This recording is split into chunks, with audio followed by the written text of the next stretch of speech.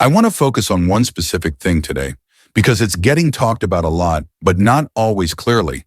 And that's the growing price gap we're seeing in silver across different regions. After the sell-off this week, silver prices in places like Hong Kong have been trading well above prices in London. Gold has shown similar behavior between Mumbai and New York. On the surface, that makes people uncomfortable because in a highly liquid global market, prices are expected to stay tightly aligned. So naturally, the question comes up, why hasn't arbitrage closed the gap? The instinctive answer floating around is that something must be broken, that liquidity has vanished, that the paper price no longer reflects physical reality. And while that's one possible explanation, it's not the only one, and it's not the first conclusion we should jump to. Silver doesn't trade as a single unified price everywhere in the world. It never has. Local taxes, import duties, currency moves, capital controls, and settlement rules all influence what buyers actually pay for physical metal in different regions. Add in shipping, insurance, and financing costs, and those frictions become even more pronounced during periods of stress. Physical silver also doesn't move instantly. Settlement takes time, delivery takes longer, and when volatility spikes, the cost and risk of moving metal increase, which alone can keep spreads open longer than usual. So a price gap by itself doesn't automatically mean the system is failing. What matters is context. The real question is whether this gap is outside its normal range and whether it persists once markets stabilize. If volatility cools and prices across regions begin to converge again, then what we're looking at is a temporary dislocation caused by forced selling and risk reduction. That would be uncomfortable, but not extraordinary. If, however, those gaps remain wide, even after volatility settles, that's when the conversation changes.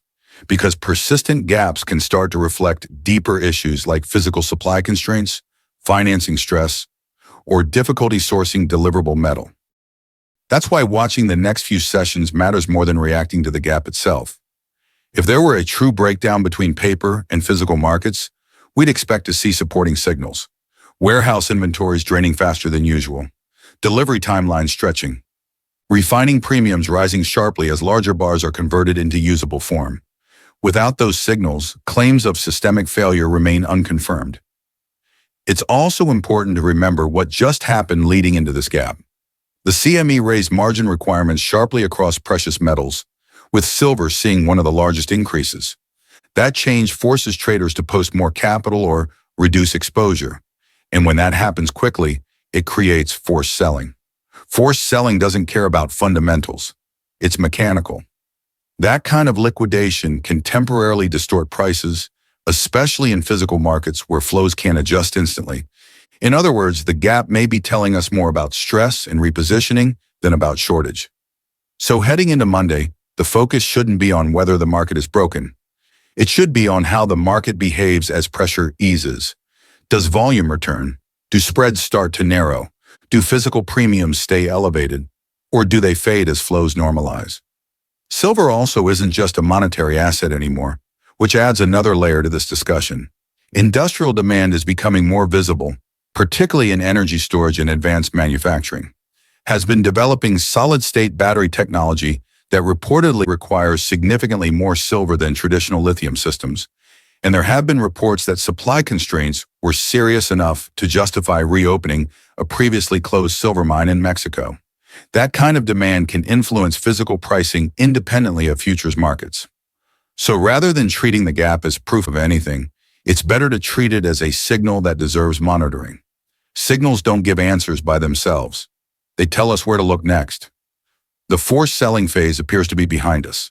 What happens now depends on whether real buyers step in and whether physical markets remain tight once volatility fades.